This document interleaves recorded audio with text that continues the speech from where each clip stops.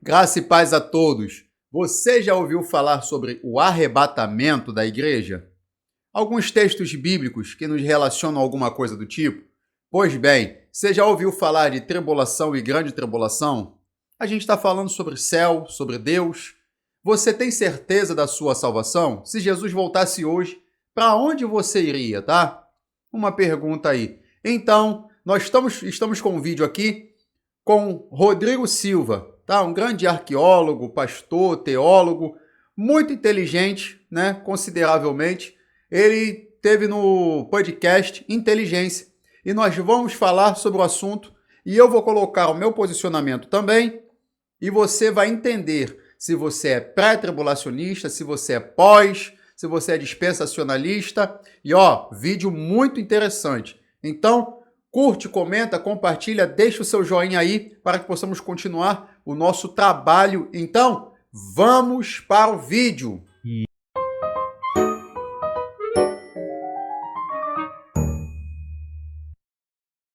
E você acredita que o arrebatamento vai acontecer antes dos 7 anos que seriam aquele período de 3 anos e meio, 3 anos e meio, né? Ou durante... Ou Tem depois alguns grupos que são pré-tribulacionistas, outros são A gente pós-tribulacionistas. ia falar com o Rina né? aqui, ele falou que acredita que... Ó, já só para começar a inteirar, pré-tribulacionista são as pessoas que acreditam que a igreja será arrebatada antes da grande tribulação. Tá? Pós-tribulacionista serão as pessoas que acreditam que nós passaremos pela grande tribulação para depois ter a vinda de Cristo. A igreja vai, se não me engano, vai ser antes da tribulação, né? Eu acredito que a igreja passará pela grande tribulação. Vivenciando? Vivenciando. Eu acredito que sim. É? Por várias razões. A primeira delas, você sabe que toda a doutrina de arrebatamento da igreja, dispensacionalismo...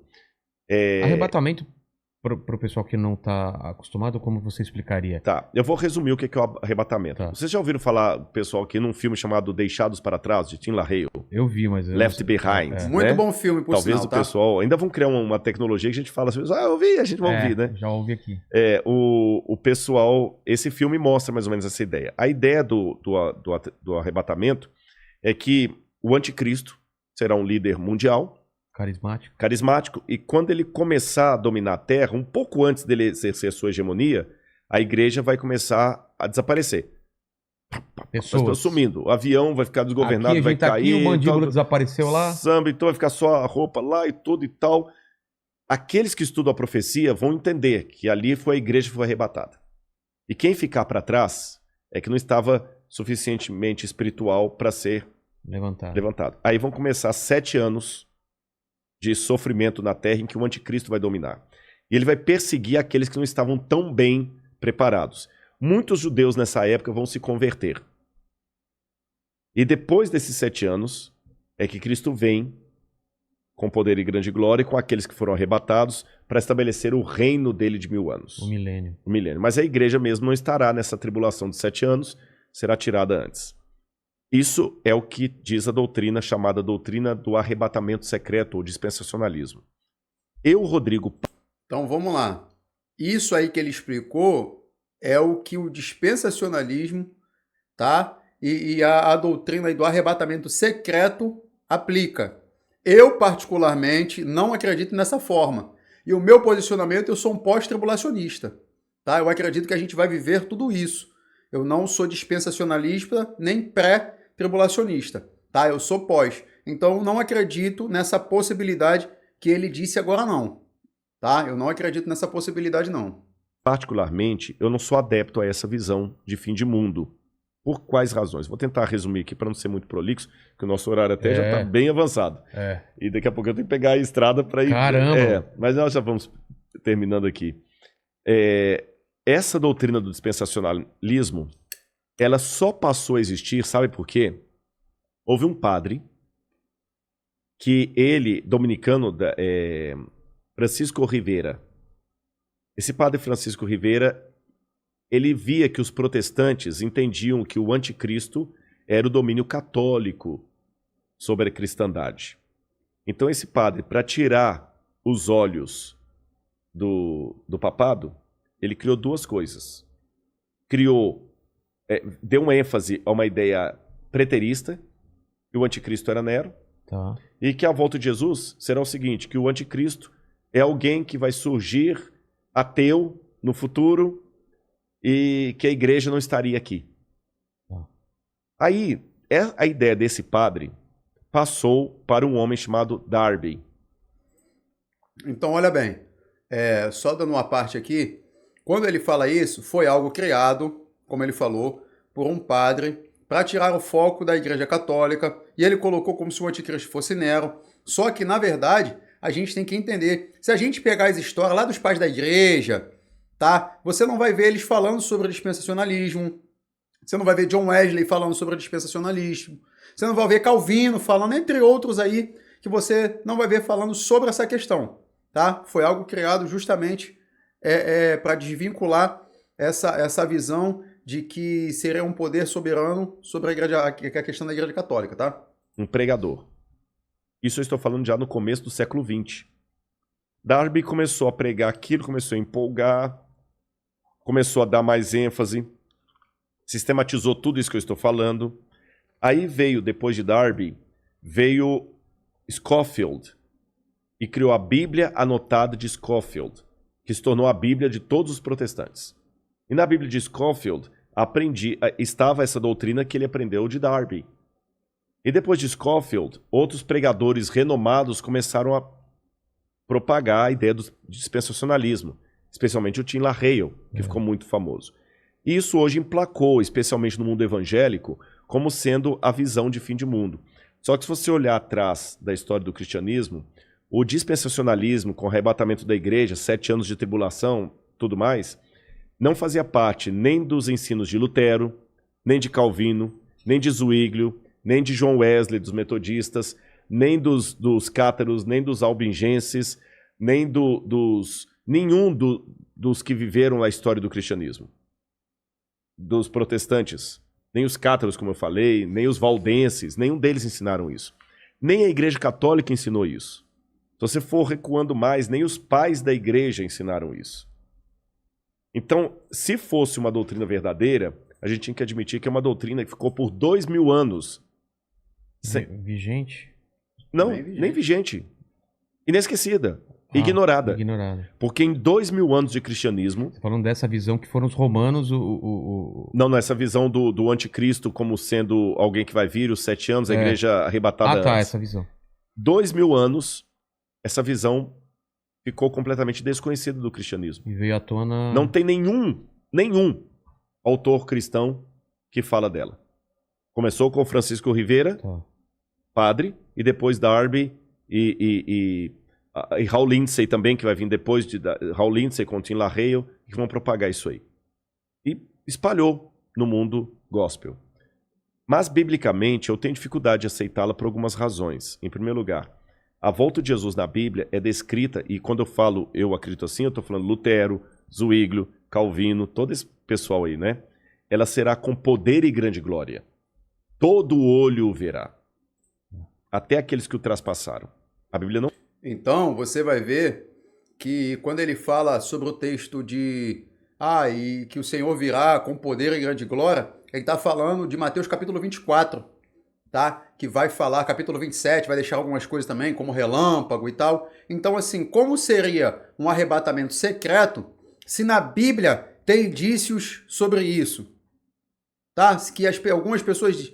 livro de Daniel tem, Mateus tem, Isaías fala também sobre o assunto, e conforme ele for falando ali, a gente vai entrando nessa questão. Então, a gente já entende ali que morre um pouquinho esse pensamento de um arrebatamento secreto, tá? Não fala de um arrebatamento secreto. Não fala. Mas como é que Rodrigo lá em Tessalonicenses fala? Seremos arrebatados no abrir e fechar de olhos. A palavra arrebatados ali significa tirado de um lugar e levado para outro. Não fala em arrebatamento secreto. Okay. Jesus fala, porque assim como o relâmpago que sai do Oriente e se mostra até no Ocidente, assim há de ser a vinda do Filho do Homem. Mateus capítulo 24. Se eu não me engano, versículo 27. Tá? Essa questão do relâmpago aí. Homem. Então não é uma coisa secreta. Com essas coisas em mente, outro detalhe. O Apocalipse fala que Deus guardará o povo dele na provação que há de vir. Algumas traduções falam da aprovação. Guardará em meio à provação. Apocalipse, em meio, não é da. Em meio à provação. Guardará o seu povo em meio à provação, não da provação. Apocalipse capítulo 3, salvo engano, tá? Tá certo? A Arca de Noé, que é tomada por modelo de muitos, até em Jesus também, que fala, assim como foi nos dias do dilúvio, será na vinda do Filho do Homem, a família de Noé que foi salva, ela foi protegida do dilúvio, mas não retirada do dilúvio. Foi Ela teve que protegida, passar, mas passou pelo dilúvio. Passou. Então, com esses e outros elementos, que eu precisaria de mais tempo para Entendi, não, mas eu decidir, entendi a visão. Que isso, varão? Rapaz, brinca demais, né? O cara entende muito, cara. O cara entende muito. Por mais que não seja da mesma denominação que a minha, mas eu gosto muito da linha de pensamento que ele tem aí, tá? Brincou, tá? eu acredito que Jesus vai voltar com poder e grande glória Tá. depois do período da grande tribulação. A grande tribulação antecipa a volta de Jesus, porque Mateus fala, logo em seguida, a tribulação daqueles dias, fala da Idade Média, o sol escurecerá, a lua dará sua claridade, etc, etc, etc, etc. E depois Daniel fala também que haveria um grande tempo de angústia, o qual nunca houve. Aí vem a vinda de Cristo. Tá certo? E nesse tempo de angústia, o qual nunca houve... Esse tempo de angústia, se eu não me engano, é Daniel capítulo 12. Tá? Daniel capítulo 12, quando ele fala sobre as angústias desse retorno de Cristo aí. O povo de Deus vai ser perseguido pelo anticristo e pelos que aderirem ao anticristo. Eu não sei se eu estarei vivo nessa época, mas se eu estiver, eu peço a Deus que eu fique firme ao lado de Deus e você também. Amém. E a volta de Cristo é aquela esperança que acalenta o nosso coração. Está perto. Eu não posso dizer quão perto, mas está próxima.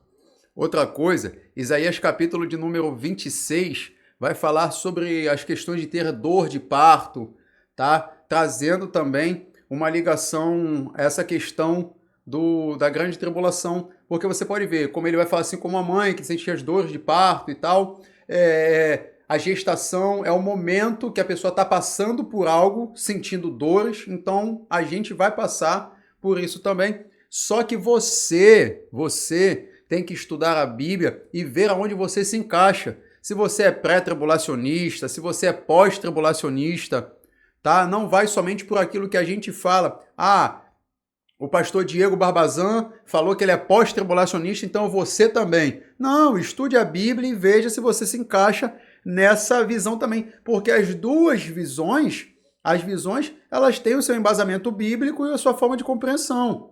Tá? A gente não está dizendo aqui que quem é pré está certo ou errado, ou que quem é pós está certo ou errado, não. Tá? É mais um vídeo realmente muito educativo, muito didático, tá? Para você aprender algo muito legal sobre o arrebatamento, tribulação e tal.